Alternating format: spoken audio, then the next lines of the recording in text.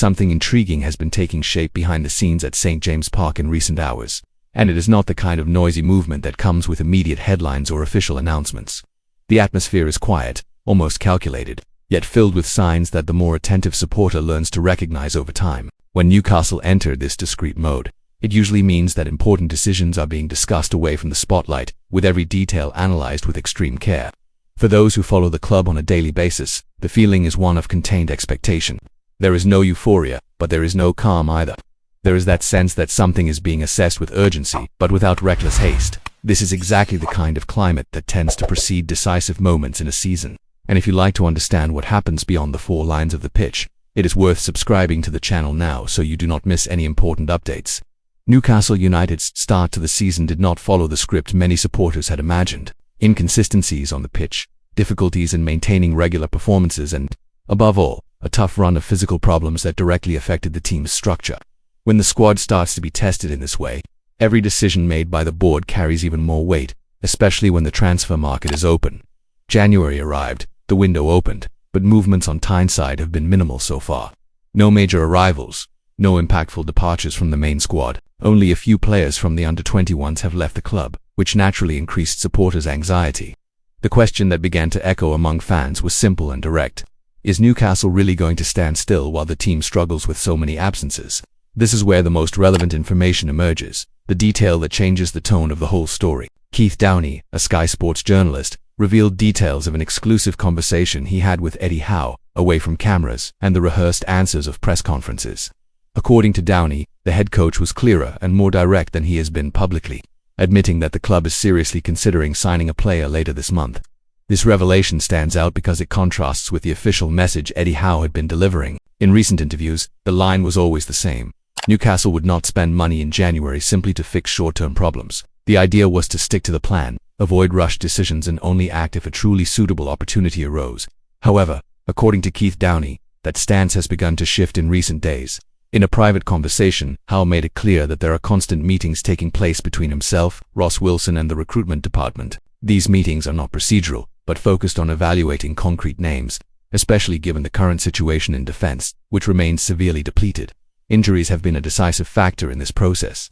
Tino Livramento and Kieran Trippier have recently returned, but are not yet in ideal condition for a heavy run of matches. Emil Kraft remains sidelined, which significantly limits defensive options. In a calendar as demanding as the Premier League's, relying on a reduced number of players is a huge risk. Keith Downie was even more specific when describing the tone of the conversation. According to him, Howe acknowledged that the current situation may require immediate action in the market.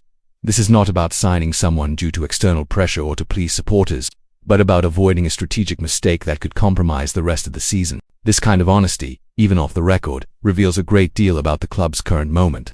Downie even stated that, in his view, it would be a mistake not to bring in a defender now. This opinion does not come out of nowhere.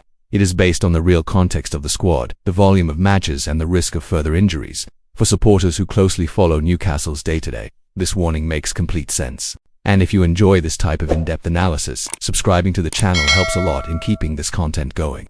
The big question now is understanding which position the club is prioritizing. All indications suggest that the main focus is on signing a centre-back who can provide cover and direct competition for players like Fabian, Schur, and Malik Theo. This would not be someone brought in to be an automatic starter immediately, but a reliable player, ready to step in when needed. This profile explains why the club has been so cautious. Newcastle do not want to repeat past mistakes by bringing in players simply to fill temporary gaps. The idea is to find someone who makes sense not only now, but also within the medium and long-term project. This philosophy has guided decisions since the change in ownership and is unlikely to be abandoned. Beyond a centre-back, there is also an internal feeling that a left-back could be an interesting addition. Lewis Hall has been heavily relied upon physically, and at the moment there is no natural replacement of the same level. With Livramento dealing with fitness issues, the margin for safety in that position has virtually disappeared. Even so, there are still no guarantees that Newcastle will go after more than one player. Everything will depend on the opportunities that arise and the speed of negotiations. The January market is known for being inflated and complicated, and the club does not want to put itself at a financial disadvantage simply because of urgency. There is also a time factor that causes concern.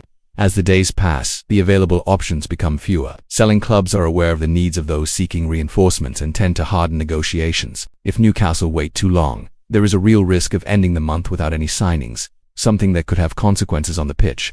Eddie Howe, for his part, tries to balance public messaging with internal reality. He knows that any poorly chosen word can inflate prices or create exaggerated expectations.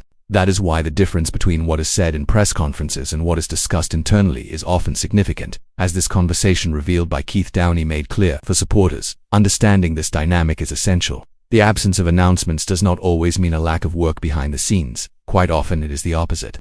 Silence can indicate delicate negotiations, deep analysis, and decisions that need to be taken with surgical precision. The source of this information, Keith Downie, is a highly respected name in English journalism and a Sky Sports reporter, which adds even more weight to what has been revealed. This is not a social media rumor, but a direct account of a conversation with Newcastle United's own head coach.